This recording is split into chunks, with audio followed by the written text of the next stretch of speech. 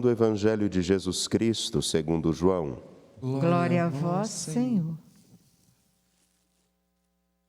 Naquele tempo, disse Jesus aos seus discípulos: Quando vier o defensor, que eu vos mandarei da parte do Pai, o Espírito da verdade que procede do Pai, ele dará testemunho de mim. E vós também dareis testemunho, porque estáis comigo desde o começo. Eu vos disse estas coisas para que a vossa fé não seja abalada. Expulsar-vos-ão das sinagogas, e virá a hora em que aquele que vos matar julgará estar prestando culto a Deus. Agirão assim, porque não conheceram o Pai, nem a mim. Eu vos digo isto, para que vos lembreis de que eu o disse quando chegar a hora. Palavra da salvação. Glória a vós, Senhor. Podem se sentar, por favor.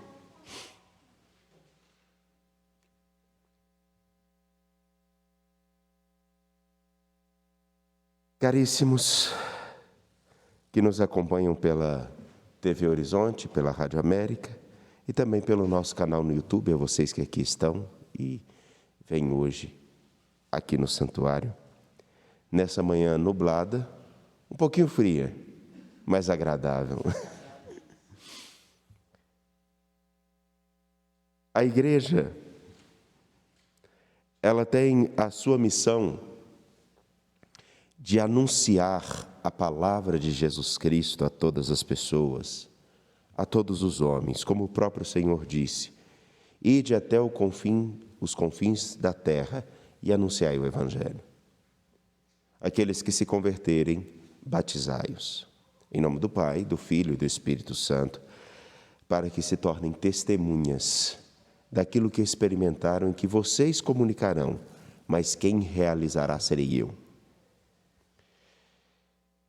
Nesse caminho não precisamos imaginar que será um caminho sem dificuldades, porque se o próprio Senhor Jesus Cristo, aquele que deu a vida por nós, sofreu as consequências da coerência segundo o Evangelho, aqueles como nós, aqueles que somos nós, também não sofreriam.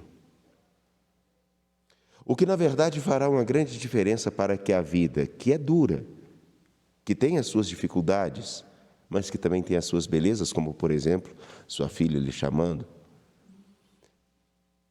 a vida, ela adquirirá força suficiente para testemunharmos o Evangelho se nós conseguirmos, primeiro, fazer o itinerário que os primeiros cristãos, em particular agora começamos a ver muito a ação de Paulo no livro dos Atos dos Apóstolos, se dispõem a fazer. Aonde quer que nós cheguemos, aproveitar para deixar com que o Evangelho, a palavra de nosso Deus, saindo de nossa boca, sendo vista nas nossas ações, motivem outros a abrirem o coração e a caminharem segundo o Evangelho. Caminhar segundo o Evangelho é muito mais do que dizer que acreditamos em Jesus Cristo. Basta nós olharmos as leituras do dia de ontem, que é Jesus dizendo: vocês serão meus amigos se, e esse se é condicional mesmo, tem uma condição, se vocês fizerem o que eu vos mando. E o que ele mandou é que a nossa história particular, unida com a história de tantos outros, seja por causa do amor que experimentou de Jesus Cristo, serviço. E outros, ao encontrarem-se com esse amor que se transforma em serviço, abram também os seus corações. A exemplo hoje do que escutamos de Lídia, uma rica comerciante, que não só acolhera o Evangelho, não só ficara admirada e encantada com que os primeiros cristãos, na pessoa de Paulo, anunciavam. Ela, no seu ofício cotidiano, vendendo púrpura, deixa com que seu coração se abra ao Evangelho. E abrindo-se ao Evangelho, mais tarde ela se tornará uma grande referência na comunidade. E ela não só abre o seu coração para acolher o Evangelho, mas ela também abre o seu coração para acolher aqueles que anunciam o Evangelho. E ela chega a dizer: se vós me considerais uma fiel do Senhor, se realmente o que vocês me trouxeram tem tanto valor, vocês permanecerão na minha casa. Isso me lembra um pouco do itinerário missionário que nós fazemos quando ainda era seminarista. Nós íamos à casa das pessoas para as missões, e aí, em Minas Gerais, tem uma característica muito singular, pelo menos aonde eu fui, aqui nas nossas regiões aqui de Vale do Paraupeba. Você chega na casa de uma pessoa, você pode conviver, conversar, rezar, mas se ela ofereceu um pouquinho de café e você recusou, tudo que você fez perdeu. Não tomar do meu café é um pecado. O que eu quero dizer com isso é que, da mesma maneira que uma pessoa acolher o café que nós damos, para Lídia acolher os discípulos de Jesus Cristo em sua casa, significava que ela também estava sendo acolhida, não só pela igreja, mas também pelo Senhor. É um mútuo caminho de abertura do coração, daquele que acolhe o Evangelho e daquele que se torna mensageiro do Evangelho. E a vida se torna serviço e expressão do amor. Esse caminho não deixará de ter suas perseguições. Esse caminho não deixará de ter suas dificuldades. Mas, sejamos honestos, qual a vida que realmente não tem os seus desafios e suas dificuldades? Qual o existir que está livre de todas e quaisquer intempéries, dificuldades? Nenhum. Mas ao encontrar-se com Jesus Cristo, como Lídia o faz, como Paulo faz, como Pedro faz, como nós somos chamados a fazer, é deixar com que Ele, abrindo o nosso coração, nos faça olhar a vida de uma maneira completamente nova, ainda que esteja difícil.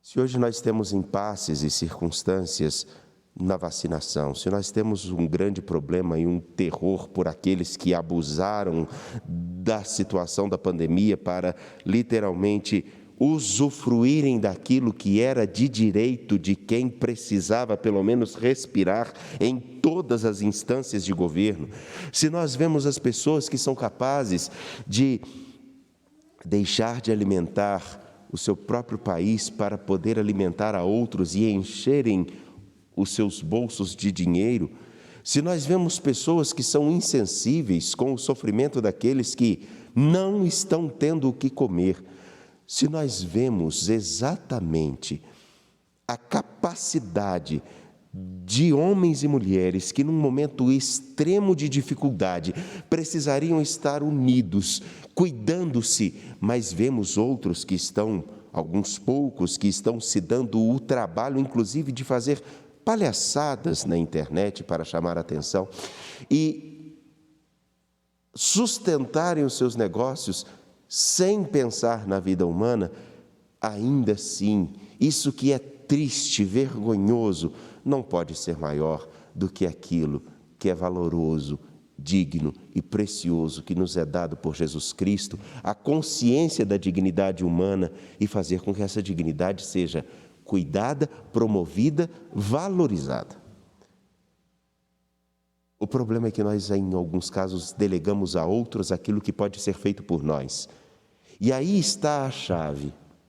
A abertura do coração da igreja para anunciar, para ser a expressão do cuidado e do carinho do próprio Senhor e para ser serviço. E aqueles que se encontrarem com ela também sintam-se motivados a ser a mesma coisa. Porque a fé em nosso Senhor Jesus Cristo, ainda que muitos insistam e exista uma campanha fervorosa em todas as instâncias e em muitas expressões do, entre aspas, cristianismo, que tenta desvirtuar o Evangelho nessa sua concretude, nessa sua realidade tão vital, o Senhor veio ao nosso encontro. Ele assumiu a nossa condição humana, menos o pecado.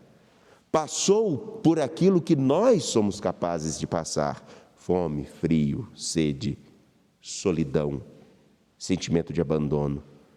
Morreu e ressuscitou. Esse itinerário mostra aquilo que nós devemos ser e promover no meio da humanidade. Assumir a vida na sua dureza. Em alguns casos, quantas experiências de morte podemos fazer? Mesmo aquelas que não matam o nosso corpo físico, mas que tentam matar a nossa esperança. E ter a certeza de que aquele que venceu a morte é que tem a palavra final. Lídia faz essa experiência, os primeiros cristãos fazem essa experiência. Você está aberto para também fazê-la?